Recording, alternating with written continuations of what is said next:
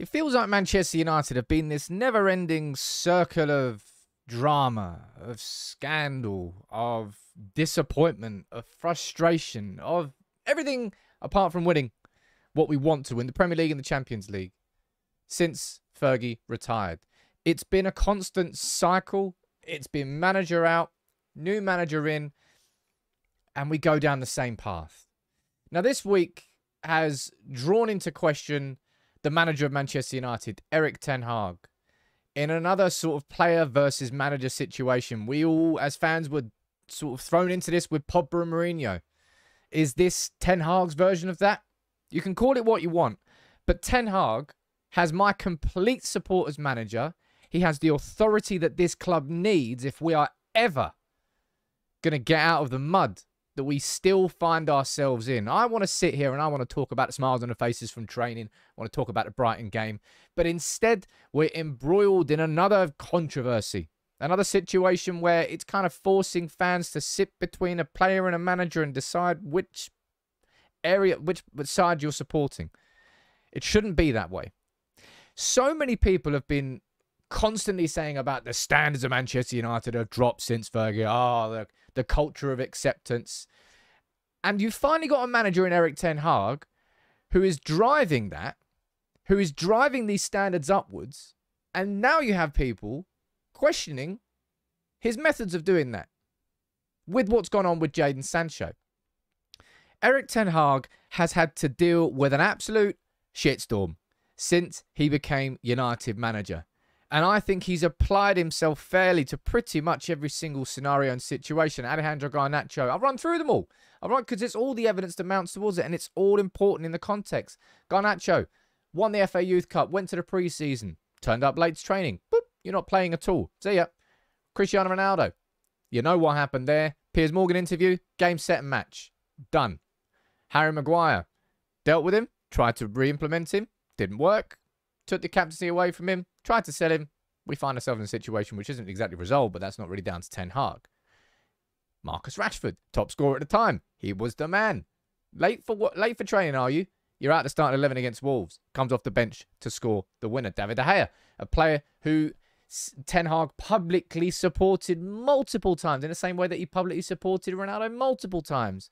Behind the scenes, he was doing something very different. De Gea moved on. It was the right thing to do. And now we find ourselves in this Jadon Sancho situation. And it's, I find it's, I honestly still can't get my head around it. There's more to it that we don't know. Yeah, for sure. But people are trying to say that I just don't get how anybody has a leg to stand on when they're defending what Jadon Sancho has done. Ten Hag called out his professionalism.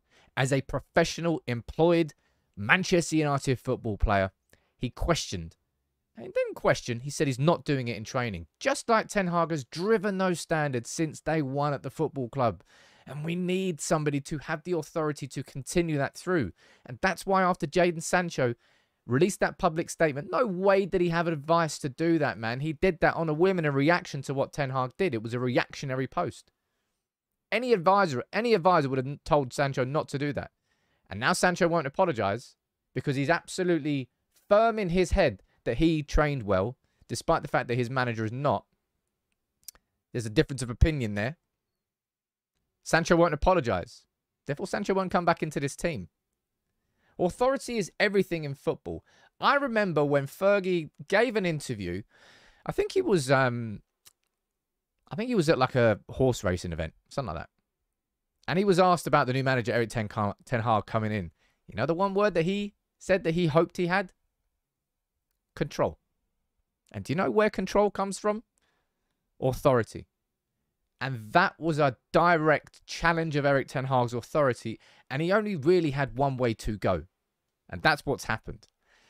Ten Hag has had this mindset since he came in. And as I said, so many people have been saying the standards of Manchester United have fallen through the floor. Can we not have someone to bring them back up? And we finally got a man, I think, who is doing that.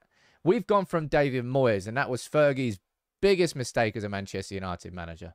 And then we went to Louis van Gaal, the experienced not in a horrible way, but the experienced manager who's been there, done it in different clubs. Yeah, maybe that can steady the ship. Style-wise, clashed, butted heads, didn't work with him.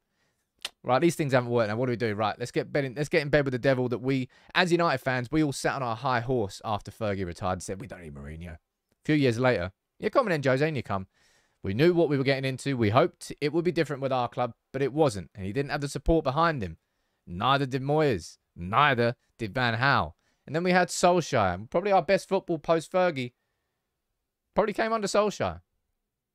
But he didn't quite have the acumen required to elevate the club to where we want to be. And now we find ourselves with Erik ten Hag, who I, without a shadow of a doubt, believe is the manager that can take us back to where we want to be. He's got my complete support, and that's why I'm going to be supporting him in this situation with Jadon Sancho. He's called into question his professionalism, just like everything has been called into question with his professionalism at Borussia Dortmund when he was suspended because he was late back. There's so much evidence that stacks up, and still people are saying, oh no, Ten Hag, he doesn't have the right to say that Jadon Sancho wasn't training properly. What do you mean he doesn't have the right? He's not humiliating him in public.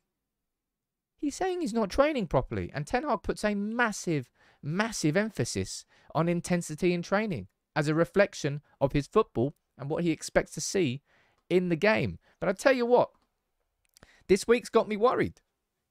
I have to say, it's got me worried about... Not too worried, all right? I'm not here spreading hysteria, but Erik ten Hag effectively has to outlast the Glazers. We're at a... Ten Hag has dealt with a lot of stuff. A lot of circus. A lot of scandal. Just a lot of crap. Extras. Unwanted side dishes.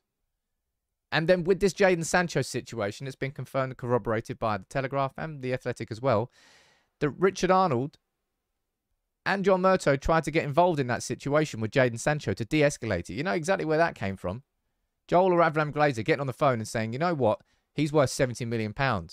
Do not let him just get pushed to the sidelines because the manager's fallen out with him. You have a word with him, and you make sure that he tries to reintegrate him. That's the conversation that would have happened, which is a direct challenge on Erik ten Hag's authority from the top. Therefore, the support doesn't exist in the full framework of the club.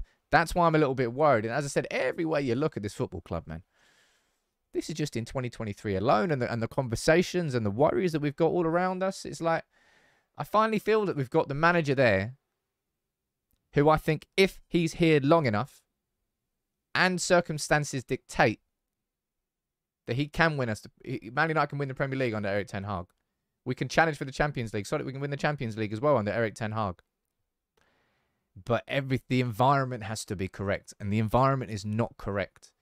And this issue with Jadon Sancho in particular, I think probably could and should have been avoided with better player care, better player preparation previously. I think we would have known about all of these issues before we even signed Jadon Sancho. Alas, we didn't. Alas, the problems haven't been solved. He spoke about sleeping problems that existed in 2020. 2023, we're still questioning his professionalism. Is that still the cause of it? Or is there something else that we don't know about? Is there something that Jadon Sancho is not telling anybody? It could be any one of those three things. But it's, I don't know, I feel like I've had to defend Erik ten Hag, and I've been really surprised that I've had to defend him as much as I've had to defend him this week. We need a man of his authority that matches that with the vision of the overall football club. Now, the football this season has not been good enough. Sure, the football last season was good up until a certain point, but more is still needed. Yeah, for sure. He's not perfect. Nobody's perfect. But if you think I'm going to be, as a fan, undermining Ten Hag's authority because of what's happened this week, you're wrong. Everybody has kept going on about the fallen standards at this club. And Ten Hag, I think, is, out of all the managers we've had previously, he's got more control and more authority than anybody else has previously. I think slightly more behind the scenes, he's being supported. But I think just even the concept there that they're going to get involved to help is coming from the top down. And until we have owners who fully embrace a modern football culture, who are going to invest in the football club properly, into the infrastructure, to modernise Manchester United to where we need to be, to where we were before they came in, then you allow these sorts of off-pitch scandals, tensions behind the scenes, chaos. You allow it to exist, and stuff like this continues. Ten Hag's the right man. Undoubtedly. I hope we just start winning football games now. And please, can we get new owners? But yeah, I'm mega surprised that I've had to defend him this week. And maybe I'm wrong. You can let me know what you think in the comments below, just as you always do. Let me know.